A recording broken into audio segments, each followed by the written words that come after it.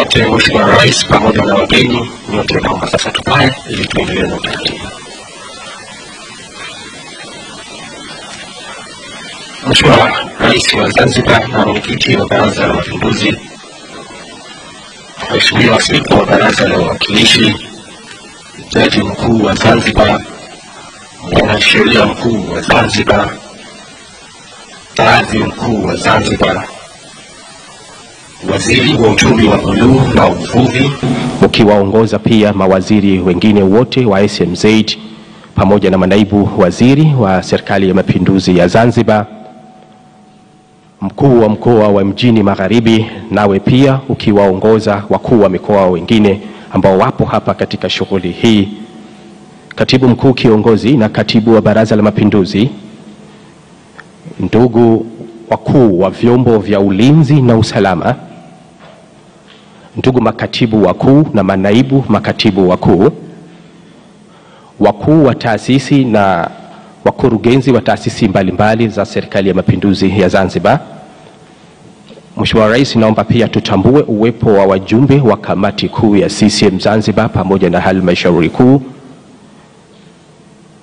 Naomba pia tutambue uwepo wa wageni wetu waalikwa kutoka kampuni mbalimbali za uchimbaji wa mafuta, ndugu waandishi wa habari, ndugu wageni waalikwa, mabibi na mabwana, asalamu alaykum wa rahmatullahi ta'ala wa barakatuh.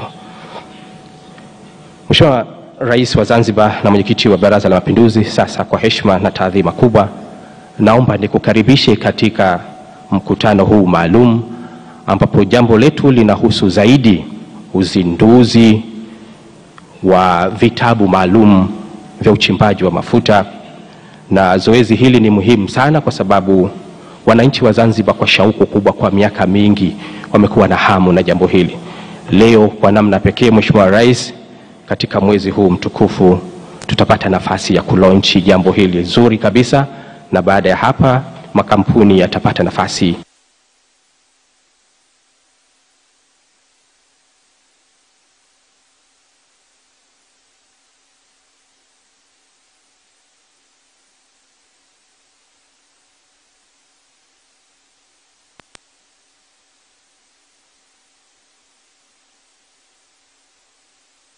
Omar Abdi kutoka ofisi ya Mufti wa Zanzibar kwa ajili ya kuja kututakia dua shughuli hii iweze kwenda vizuri.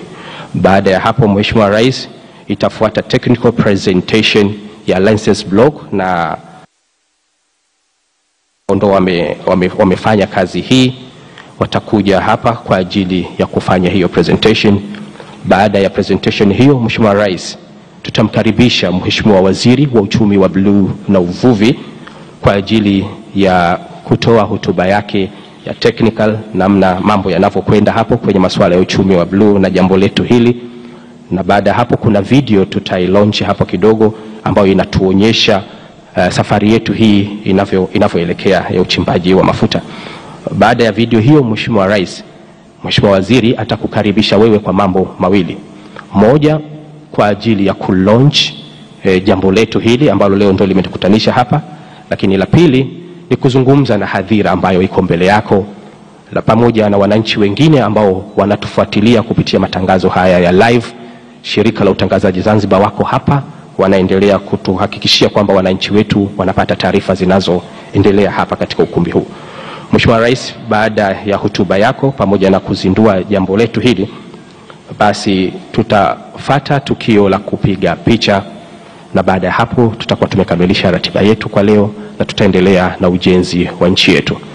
Sasa kwa heshima na taadhima na kwa ruhusa yako Mheshimiwa Rais, naomba nimuite Sheikh Omar Abdi kutoka ofisi ya Mufti kwa ajili ya dua. Karibu sana Sheikh Omar.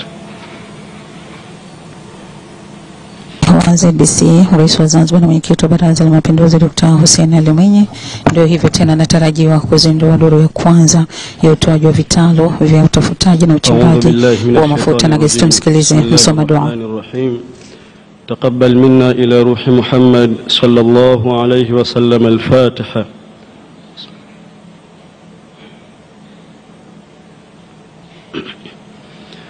بسم الله الرحمن الرحيم. الحمد لله رب العالمين، والصلاة والسلام على رسول الله محمد صلى الله عليه وسلم. اللهم سهل لنا في أمورنا وارزقنا خيرا حيث كنا واجعلنا من عبادك الصالحين. اللهم اجعلنا فيه من المقبولين ولا تجعلنا من المردودين ولا من المغضوب عليهم ولا من الضالين. Allahumma ya Rabbi, tunakuomba kwa utukufu wako utuwezeshe kuitumia bahari kwa uchumi wa buluu, kama pale ambapo alipoitumia Nabii Suleiman akawatuma majini wakatoa lulu wa marjan.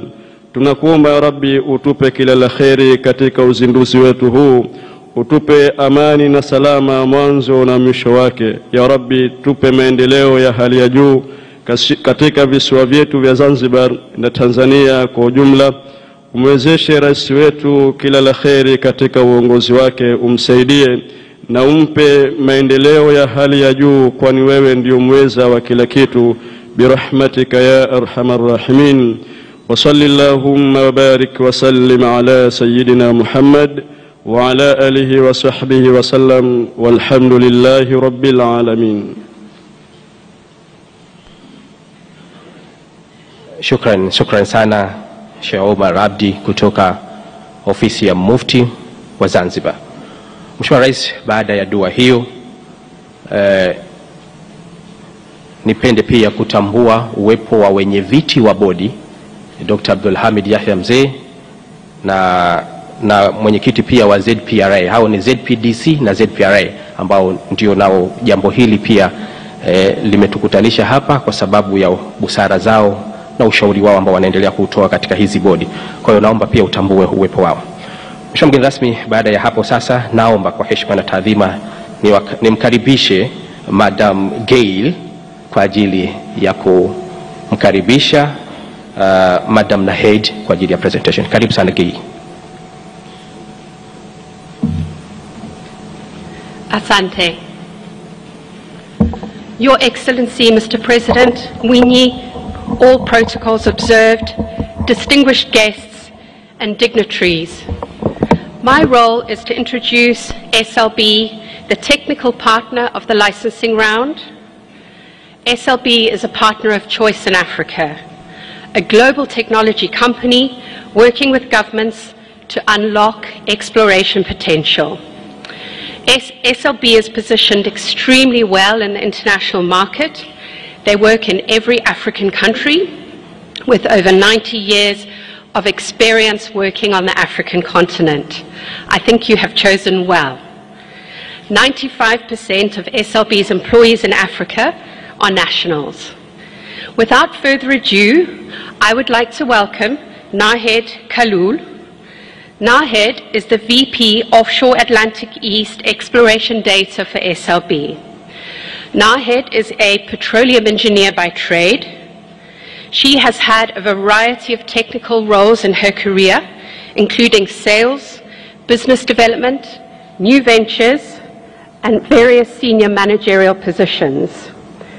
Nahed has worked in most offshore regions globally, but always comes back to Africa. She is Tunisian by background, and she has worked in Norway, Houston, the Middle East, India, the Gulf, West Africa, and of course Zanzibar. Join me in welcoming Nahed Khalul.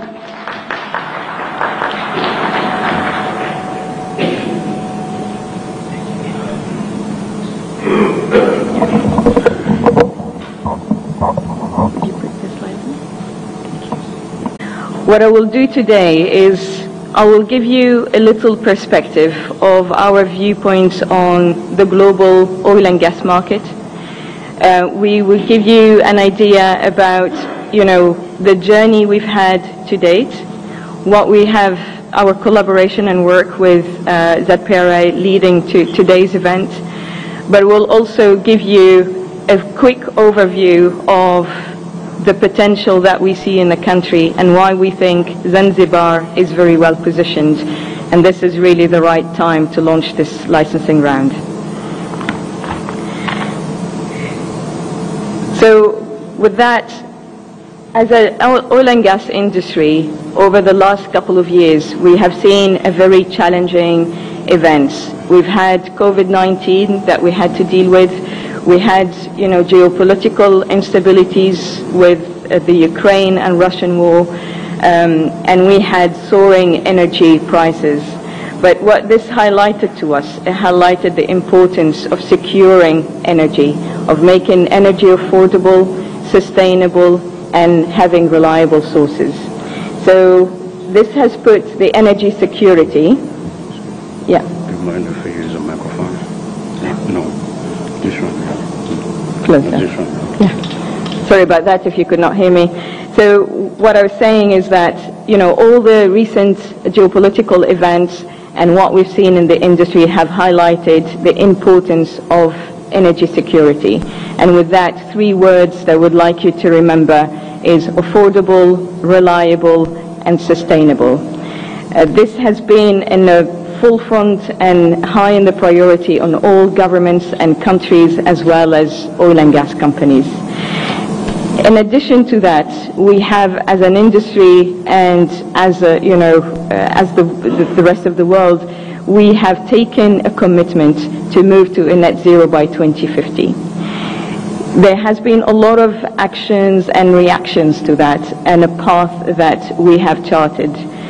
Along with it comes the realization that whilst we are working on achieving our net zero goal, we realize that the oil and gas demand is still there, despite, if we look at the projection to 2050, there will be an increase in oil and gas demand by 47%, despite the increase in renewable. So this is the realization that the new energy is not going to replace the oil and gas in the short term. We foresee this, continuing into 2050, and that emphasizes that there is that further need to focus on oil and gas and not to move away from it. The decarbonization aspect, though, remains, and there is an emphasis that whilst we still work on achieving those oil and gas demands and providing for our people, we need to be mindful on how to do it in a responsible way and ensure that we put steps in place to decarbonize. So with the realization of those 2 key elements, we have seen IOCs and NOCs reviewing their exploration strategies. There has been, a talk of moving away from oil and gas in the last 2 years, but this image has changed, and there is more emphasis now in replenishing the portfolio of prospects, replenishing those resources and reserves, and focusing again on exploration. And what you would have seen in Africa, there has been an increased level of activities on the west coast of Africa, and we will see some, a similar behavior that will also happen in East Africa. One of the key elements we looked, and we follow all the activities in the continent. And when you look at all the high impact wells that will be drilled in 2024, 33% of them will be on the continent of Africa. And this is a big increase comparing to the last previous years. So to conclude on this particular slide, the main message here that we believe that the time is right for Zanzibar to be launching its bid round. The need is there. There is an appetite to go back to deep water frontier areas for exploration. So now I'll give you a snippet, and I'm not going to go into all the details on this. What has been the journey between us, and working closely with the ministry and ZPRA. The ministry launched a tender which took place in 2021, and we've been since working very closely with the team. We've been successful and very lucky and privileged to be part of this through the conclusion of a contract between us and the ministry in October 2022. Since then, we have worked tirelessly over the period of time to evaluate the area. What we bring into the table is we looked at all the data, and we looked at the analogs from our experience in different parts of the world. These, could be in adjacent countries within East Africa, as well as, going as far as Brazil, Asia, and comparing, the various analogs that we see. And this to give, the country the confidence that there is a good potential for exploration in offshore Zanzibar. We also worked on understanding what the work that's been done so far, analyzing it, extracting insights, leading into identify leads and potential prospects in the offshore blocks that will be part of the bid round. In collaboration with ZPRA and the Ministry, we put forward recommendations and advice on how to delineate those blocks and how to handle all the data to enable investors to come in and have confidence to evaluate the area. So this work has led into, the confidence to get to this point with the launch of the bid round, with putting together all the right elements to make it an attractive value proposition for the industry. So now I realize, and I apologize about this, but this is really a technical slide. However, what I would like to emphasize here is what is Zanzibar's potential. We believe that geographically Zanzibar is very well positioned. You have in the east coast of Africa a very prolific neighbors. We quote the Mozambique and Tanzania with a very large discoveries very large gas discoveries that they are in place. Mozambique is going to the production side, so the first LNG is left in December 2022, and there is momentum building in the area. That, needless to say, that there is also an oil potential that we see from the analogs in Kenya.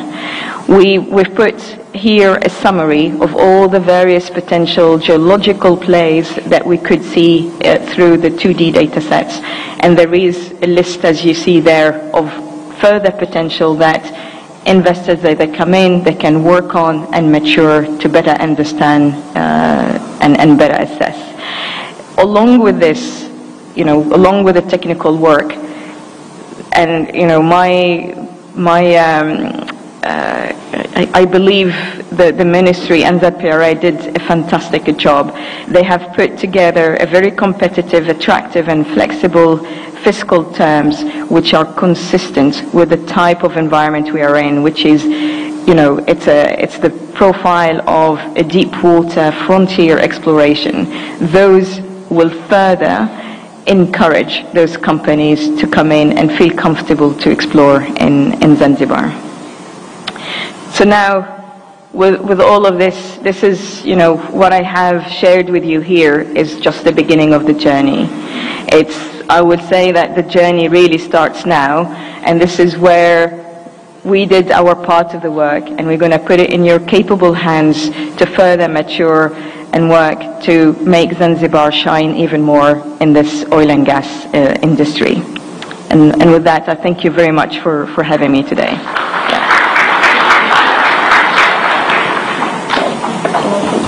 Ni uwasilishaji huo wa taarifa hiyo ya kitaalamu ya vitalu vya leseni hapa Zanzibar. Na hivi sasa moja kwa moja basi tumsikilize mshauri. Mheshimiwa Rais wa Zanzibar na mwenyekiti wa Baraza la Mapinduzi, naomba sasa nimuite kwako Mheshimiwa Waziri wa Uchumi wa Bluu na Uvuvi kwa ajili ya mambo mawili. Moja, kwa ajili ya kusoma taarifa yake, lakini baada ya hapo kuna video maalum tutailaunch hapa, na baada ya hapo Mheshimiwa Waziri atakuwa na jukumu la kukaribisha wewe kwa ajili ya kulaunch license hii na mambo kuanza rasmi, na baada hapo utaihutubia hadhira hii pamoja na wananchi ambao wanatufuatilia kwa karibu. Sasa kwa heshima na taadhima, Mheshimiwa Waziri, tafadhali karibu sana. Mtazamaji, ni Waziri wa Uchumi wa Bluu Mheshimiwa Shabani Al-Othman ambaye naye atatoa hotuba yake, na baadaye basi kuonyeshwa video ya tamko la kutangazwa kwa mzunguko wa leseni ya kwanza wa Zanzibar. Tumsikilize Waziri. Honorable Dr. Hussein Ali Mwinyi, President of Zanzibar and Chairman of Revolutionary Council. Honorable Zuberi Ali Maulid, Speaker of the House of Representatives,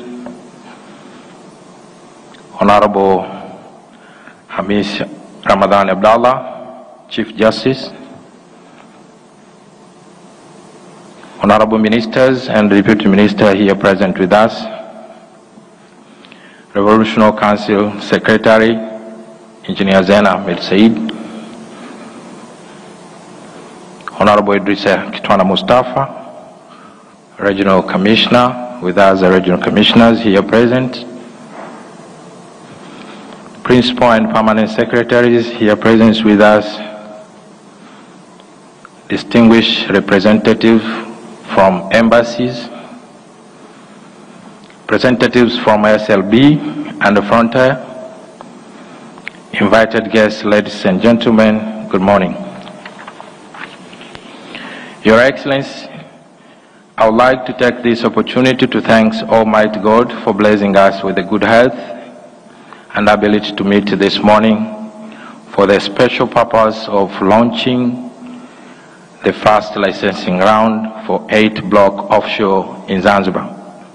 I would also like to take this chance to convey my gratitude to you, Mr. President, for the directives and the effort that you just regularly given to us in order to achieve this development. So for this achievement, we really say very thank you. Thank you very much, Mr. President.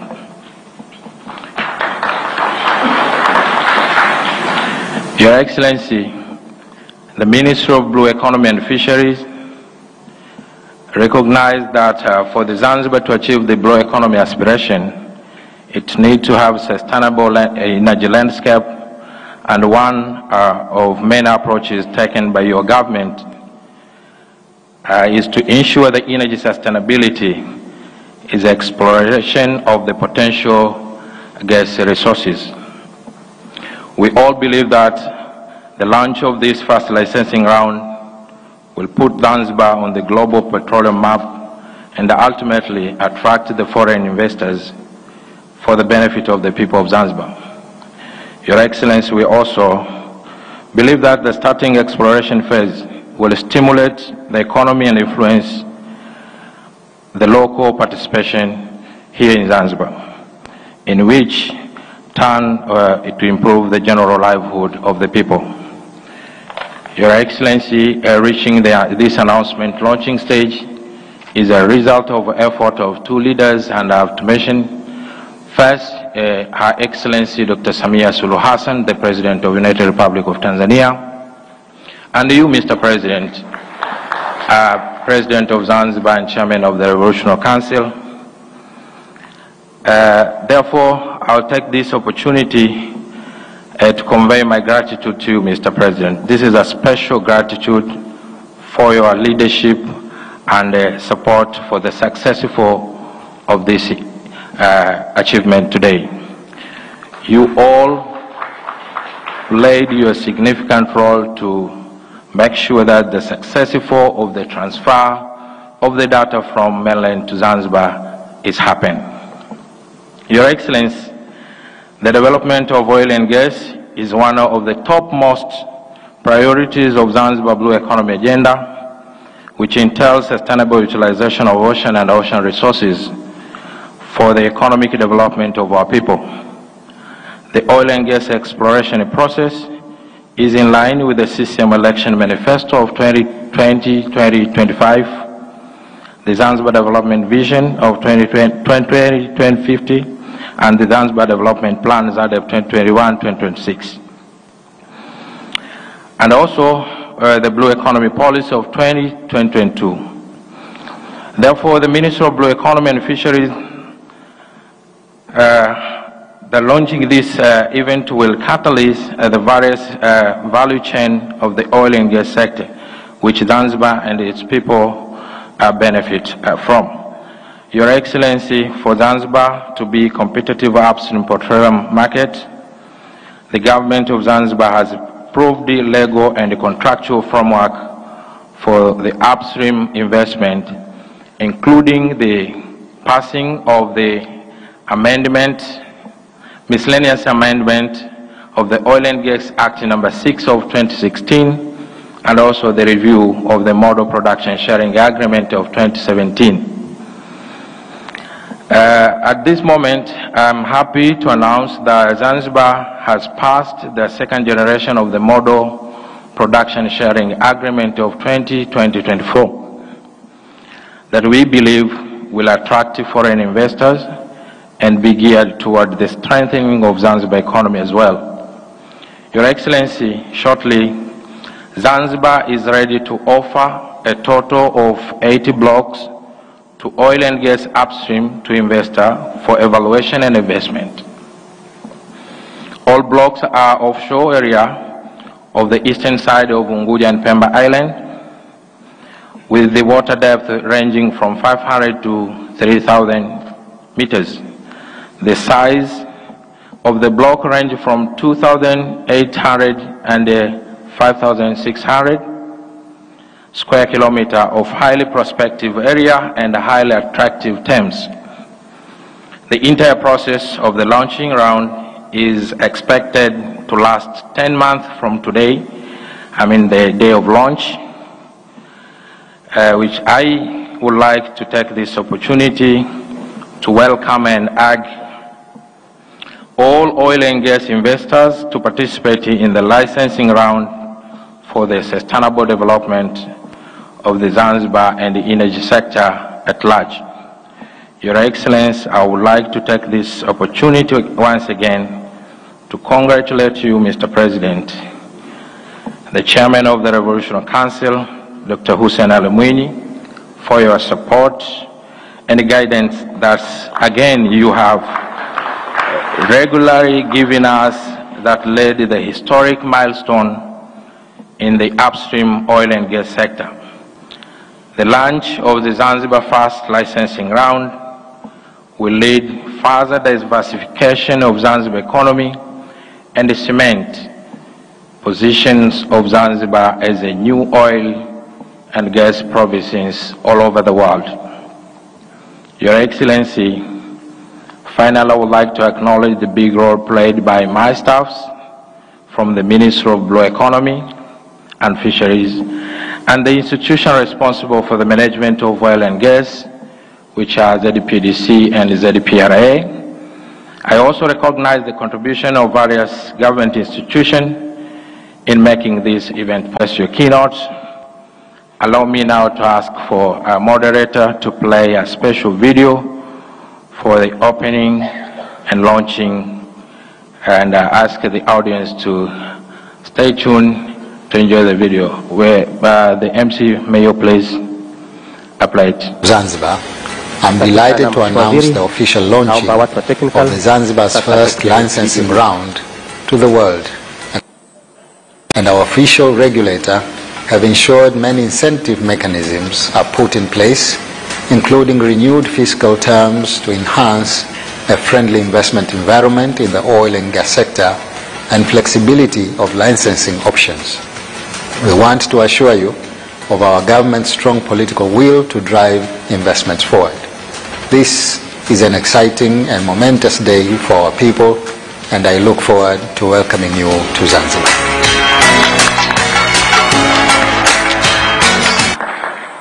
Thank you, Mr. President. I will now kindly like to invite you to come and to do two things. One is just launching, and then deliver your keynote speech to the public. Thank you very much. Thank you for your attention.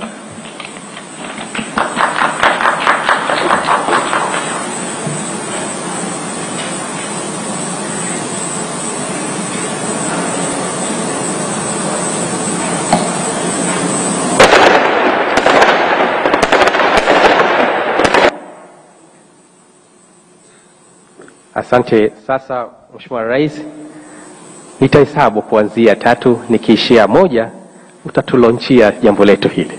Sasa kwa heshima na taadhima, naomba nihesabu sasa. 3, 2, 1.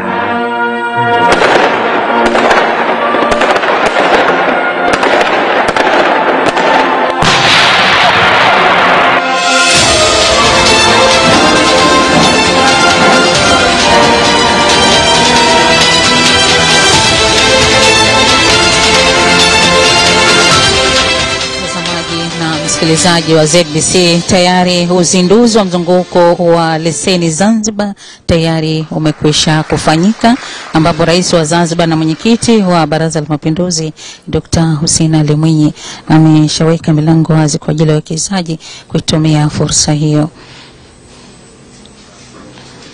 Na hivi sasa mtazamaji na msikilizaji, Rais wa Zanzibar na mwenyekiti wa Baraza la Mapinduzi Dr. Hussein Ali Mwinyi anazungumza na hadhara. Tumsikilize. Wawakilishi, Mheshimiwa Khamis Ramadhani Abdallah, Jaji Mkuu wa Zanzibar, Mheshimiwa Shabani Ali Othman, Waziri wa Uchumi wa Bluu na Uvuvi, Waheshimiwa mawaziri na naibu mawaziri mliopo hapa, Mkuu wa Mkoa wa Mjini Magharibi, Katibu wa Baraza la Mapinduzi na Katibu Mkuu Kiongozi, viongozi wa vyama vya siasa mliopo, natambua uwepo wa wajumbe wa kamati kuu na wajumbe wa halmashauri kuu ya Chama cha Mapinduzi, makatibu wakuu na naibu makatibu wakuu mliopo, waheshimiwa mabalozi, wenye viti wa bodi za ZPRA na ZPDC na wataalamu wenu, wawakilishi kutoka sekta ya mafuta na gesi, mwakilishi kutoka SLB, wageni waalikwa, ndugu wananchi, mabibi na mabwana. Assalamu alaikum. Naomba nianze kwa kumshukuru Mwenyezi Mungu kwa kutujalia neema ya uhai na afya njema na kutuwezesha kuhudhuria hafla hii yenye lengo la kuwakaribisha wawekezaji katika sekta ya mafuta na gesi asilia hapa Zanzibar. Napenda kutoa shukrani zangu za dhati kwa uongozi wa Wizara ya Uchumi wa Bluu na Uvuvi na wadau wote waliohusika kwa maandalizi ya shughuli hii na kwa kunialika kwa mgeni rasmi. Aidha, na washukuru watu wote mliokuja kushuhudia tukio hili la kihistoria la kuzindua duru ya kwanza ya utoaji wa vitalu kwa maeneo ya baharini hapa Zanzibar. Ndugu wananchi na wageni waalikwa, shughuli za utafutaji wa mafuta na gesi asilia kwa upande wa Zanzibar zilianza toka mwaka wa 1950 wakati kampuni ya British Petroleum yani BP kwa kushirikiana na kampuni ya Shell zilipofanya uchunguzi wa kina na kuchimba visima viwili kwa pande zote mbili za visiwa vya Zanzibar. Shughuli hizo zilikamilika mwaka 1963 na kutoa msingi mkubwa katika kuendeleza shughuli za mafuta na gesi asili ya Zanzibar. Baada ya mapinduzi matukufu ya Zanzibar na muungano wa Tanzania mwaka 1964, shughuli za utafutaji wa mafuta na gesi zilikuwa chini ya serikali ya Jamhuri ya Muungano wa Tanzania kupitia shirika la maendeleo la petroli Tanzania TPDC. Tafiti mbalimbali zilifanyika kwa upande wa nchi kavu na baharini mwa Zanzibar na kupelekea kupatikana kwa vitalu vya Pemba, Zanzibar na vitalu namba 6 hadi 12. Ndugu wananchi na wageni waalikwa, hatua mpya ya maendeleo ya sekta ya mafuta na gesi Zanzibar ilianzishwa mwaka 2015 kufuatia kupitishwa kwa sheria ya petroli namba 21 ya mwaka 2015 ya Tanzania iliyoruhusu kila upande wa Jamhuri ya Muungano wa Tanzania kusimamia shughuli za mafuta na gesi asilia zenyewe. Kwa mantiki hiyo, Serikali ya Mapinduzi ya Zanzibar iliandaa sera ya mafuta na gesi asilia ya mwaka 2016 pamoja na sheria ya mafuta na gesi asilia ya mwaka 2016. Sheria hiyo ya mwaka 2016 ilianzisha taasisi za usimamizi wa shughuli za utafutaji na uchimbaji wa mafuta na gesi asilia ambazo zilifanyika kati ya mwaka 2017 hadi 2019. Matokeo ya shughuli hizo yameonyesha kuwepo kwa miamba na viashiria vyenye uwezo mkubwa wa kuhifadhi rasilimali za mafuta na gesi asilia hapa Zanzibar. Baada ya hatua hiyo, sambamba na dhamira ya serikali ya awamu ya 8 ya kutekeleza sera ya uchumi wa bluu, sekta ya mafuta na gesi imewekwa miongoni mwa maeneo makuu ya kipaumbele katika sera ya uchumi wa bluu. Dhamira ya serikali katika uchumi wa bluu ni kuimarisha uchumi wa nchi kwa haraka na kuhakikisha upatikanaji wa maendeleo endelevu ya vyanzo vya nishati ya uhakika. Serikali inaamini kuwa uchumi wa bluu una fursa nyingi za kukuza mipango ya maendeleo ya kiuchumi yenye lengo la kupunguza umaskini na kutengeneza fursa za ajira hapa nchini. Kipekee nichukue fursa hii kumshukuru kwa dhati mtangulizi wangu Dr. Ali Mohamed Shein kwa hatua kubwa aliyopiga. Ndugu wananchi na wageni waalikwa, katika utekelezaji wa dhana ya uchumi wa bluu, serikali inatoa fursa kubwa kwa wawekezaji wa sekta ya mafuta na gesi asilia ili kuwa na mazingira rafiki ya utekelezaji wa shughuli hizo. Ikumbukwe kuwa eneo letu la Zanzibar limepata sifa ya kutambulika kuwa ni mahali pazuri kwa makampuni kuwekeza na palipo salama. Katika dhamira yetu ya kuzindua duru ya kwanza ya utoaji wa vitalu, serikali imefanya mapitio ya mifumo ya kisheria na kimkataba ya mafuta na gesi asilia ili kuvutia uwekezaji, iliyolenga kuimarisha masharti ya fedha ili kuimarisha mazingira rafiki ya uwekezaji katika sekta ya mafuta na gesi asilia hapa Zanzibar. Matarajio yangu ni kwamba uzinduzi huu tunaofanya leo wa duru ya kwanza utasababisha kufungua na kuharakisha shughuli za utafutaji wa mafuta na gesi katika vitalu hivyo vipya vya baharini na hatimaye kuitangaza Zanzibar kuwa sehemu ya uwekezaji wa mafuta na gesi asilia. Napenda kuhakikishia wawekezaji wote wa sekta ya mafuta na gesi na sekta nyingine za uchumi kwamba serikali ipo tayari kuhakikishia mazingira mazuri ya uwekezaji kwa manufaa yetu sote. Ndugu wananchi na wageni waalikwa, namalizia kwa kutoa shukrani zangu tena kwa Wizara ya Uchumi wa Bluu na Uvuvi pamoja na watu wote ambao wamehusika katika kuandaa hafla hii. Napenda kuwashukuru sana nyote mliohudhuria na hasa wawekezaji kwa kuja kushiriki katika tukio hili. Serikali inapenda kuzialika kampuni zote za utafutaji na uchimbaji wa mafuta na gesi kuweza kushiriki katika duru hii, na serikali ipo tayari kutoa kila aina ya ushirikiano katika kufanikisha jambo hili. Baada ya kusema haya, sasa napenda kutangaza mafuta na gesi asilia ili kufungua fursa kwa uwekezaji zitakazoimarisha uchumi wa nchi. Lakini pia tukumbuke kwamba amefahamisha kuwa maandalizi yote husika yanayohitajika ili Zanzibar kuweza kutoa vitalu vya uwekezaji kwa ajili ya utafutaji na uchimbaji wa mafuta na gesi asilia yameshakamilika.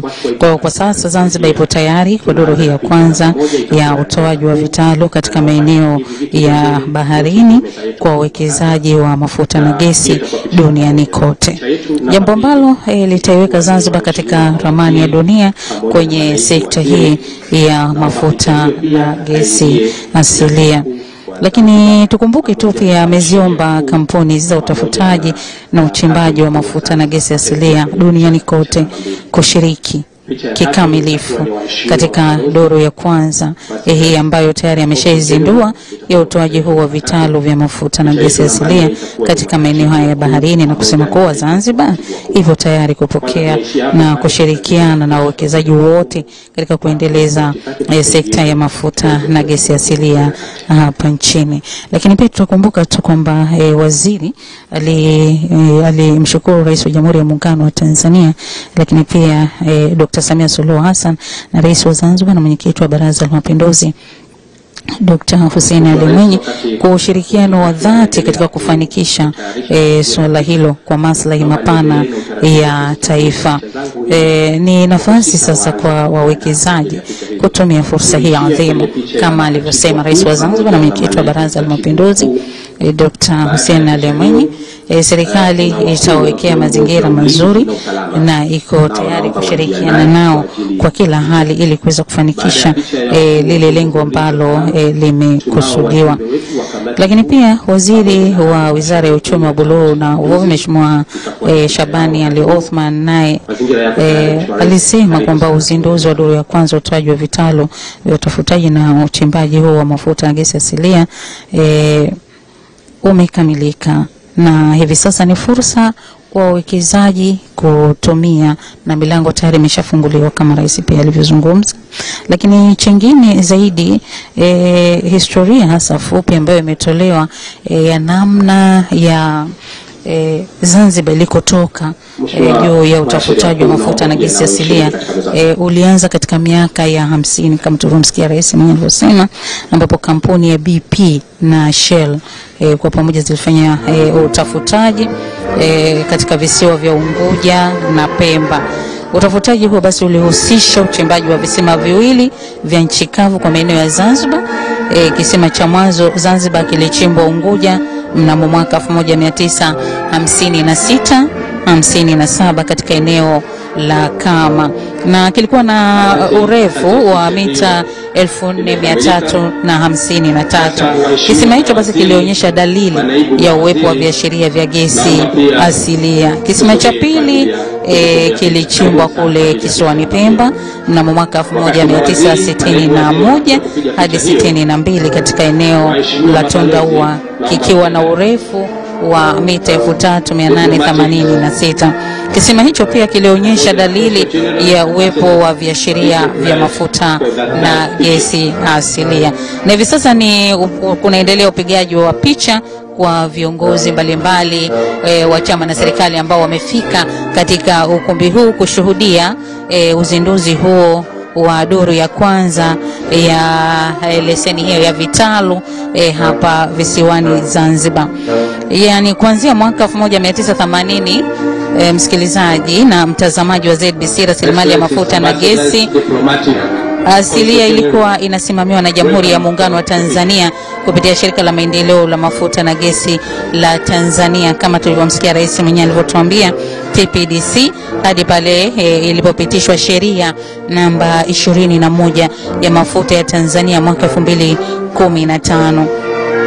Sheria hiyo basi imetoa fursa kwa kila upande wa Jamhuri ya Muungano wa Tanzania kusimamia rasilimali hizo wao wenyewe.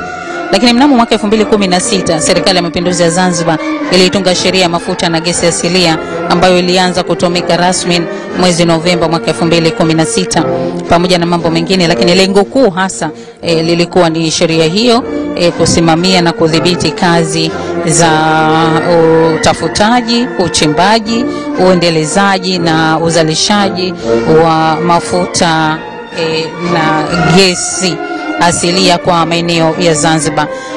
Vile vile kupitia sheria hiyo serikali ya mapinduzi ya Zanzibar ilianzisha taasisi mbili kwa ajili ya kusimamia sekta hiyo, ambayo ni mamlaka ya udhibiti, utafutaji na uchimbaji wa mafuta na gesi asilia ZPRA iliyoanzishwa mwaka 2017 mwezi wa 3. Niseme mwezi kama huu ZPRA ilianzishwa na kampuni ya uendelezaji wa mafuta na gesi asilia Zanzibar ZPDC iliyoanzishwa mwezi Juni mwaka 2018. Lakini tukumbuke tu ni kwamba muendelezo wa shughuli za utafutaji wa mafuta na gesi asilia Zanzibar uliendelea. Shughuli za utafutaji wa mafuta na gesi asilia zilianza rasmi kupitia zoezi la uchukuaji wa taarifa kwa njia ya anga. Natumai wa Zanzibari walishuhudia hili mnamo mwezi Machi mwaka 2017. Wengi walikuwa wakiwa na hofu, wengi waliogopa, kulikoni, mbona ndege zinapita juu? Lakini kumbe leo ndio tumeona kile ambacho kila mmoja alikuwa kikihofia, lakini kumbe ni mambo ya mafuta na gesi. Na leo Vitalu ndio hivyo tena kwa duru ya kwanza vimezinduliwa na wawekezaji kuitumia fursa hii. Lakini tukumbuke tu kwamba lengo la zoezi hilo ni kuangalia uwepo wa miamba yenye uwezo wa kuhifadhi mafuta na gesi asilia katika kitalu cha Pemba Zanzibar. Matokeo ya zoezi hilo yalisaidia kuendelea kwa zoezi jingine la utafutaji kwa kutumia njia ya mtetemo. Tunakumbuka sote hii wa Zanzibar. Zoezi hili basi lilifanyika kwa upande wa nchi kavu, baharini na kina kirefu cha maji kwa maeneo ya visiwa vya Unguja na Pemba. Lakini pia zoezi hili lilianza rasmi mnamo mwezi Oktoba mwaka 2017 mpaka Februari 2019. Madhumuni ya zoezi hilo ni kuangalia maumbile ya miamba yenye uwezo wa kuhifadhi rasilimali ya mafuta na gesi asilia. Na hivi sasa mtazamaji na msikilizaji, zoezi la upigaji wa picha linaendelea, ambapo rais wa Zanzibar na mwenyekiti wa Baraza la Mapinduzi akiwa na viongozi mbalimbali anaendelea kupata picha ya pamoja ya kumbukumbu, ikiwa ni duru ya kwanza ya Vitalu kwa hapa Zanzibar kuzinduliwa. Lakini baada ya kukamilika kwa zoezi la uchukuaji wa taarifa za mtetemo, taarifa hizo pia zilipelekwa katika kituo cha kampuni ya BGP kilichopo nchini Malaysia kwa ajili ya usafishaji, yani data processing, ndicho ambacho kilifanyika. Lakini tukumbuke tu mafanikio ambayo yalipatikana ni kusainiwa kwa mkataba wa mgawanyo wa uzalishaji wa mafuta na gesi asilia na PSA wa Kitalu cha Pemba. Serikali ya Mapinduzi ya Zanzibar imefanikiwa pia kusaini mkataba wa mgawanyo wa uzalishaji wa mafuta na gesi asilia PSA kwa Kitalu cha Pemba Zanzibar mnamo tarehe 23 Oktoba 2018. Mkataba huu pia umeingia baina ya Serikali ya Mapinduzi ya Zanzibar na kampuni ya Rakel, nakumbuka ilikuwa ni Gesi ya Ras Al Khaimah kutoka UAE, na kupelekea mwendelezo wa shughuli mbalimbali za utafutaji wa mafuta na gesi asilia katika Kitalu cha Pemba Zanzibar. Lakini pia kuwajengea uwezo wafanyakazi kwa kuwapatia mafunzo ya muda mrefu na muda mfupi kuhusiana na mafuta na gesi asilia. Mamlaka ya udhibiti na utafutaji na uchimbaji wa mafuta na gesi asilia kupitia Serikali ya Mapinduzi ya Zanzibar nayo imefanikiwa kuwapatia watendaji wa mamlaka mafunzo ya muda mrefu na muda mfupi katika fani mbalimbali za mafuta na gesi asilia ili waweze kusimamia ipasavyo masuala hayo. Lakini tukumbuke tu ZPRA imefanikiwa kusimamia kazi za utafutaji zilizofanyika kuanzia Machi 2017 na kumalizika mwezi Aprili 2017 kwa zoezi la uchukuaji wa taarifa kwa njia ya anga, na kufuatiwa na kazi ya uchukuaji wa taarifa kwa njia ya mtetemo iliyoanza tarehe 28 Oktoba 2017 hadi tarehe 14 Februari 2019. Na tukumbuke tu kwamba ni jumla ya mistari 101 ilifanywa utafiti katika maeneo ya baharini, nchi kavu na kina kirefu cha maji kwa eneo la Unguja na Pemba. Kwa upande wa baharini, zoezi hilo lilianza tarehe 28 Oktoba 2017 na kukamilika tarehe 28 Novemba 2017 pia, ambapo jumla ya mistari 66 ilichukuliwa taarifa katika zoezi hilo. Kwa nchi kavu, zoezi la mtetemo lilianza tarehe 8 Februari 2018 hadi tarehe 25 Septemba 2018, ambapo jumla ya mistari 25, ambapo Unguja ilikuwa ni 11 na Pemba 14 ilichukuliwa taarifa katika zoezi hilo. Sasa kwa BGP kilichopo Kuala Lumpur, Malaysia kwa ajili ya usafishaji na kufanyiwa tafsiri, ambapo leo hapa pia tumeshuhudia wataalamu wakizungumzia swala hilo kutoka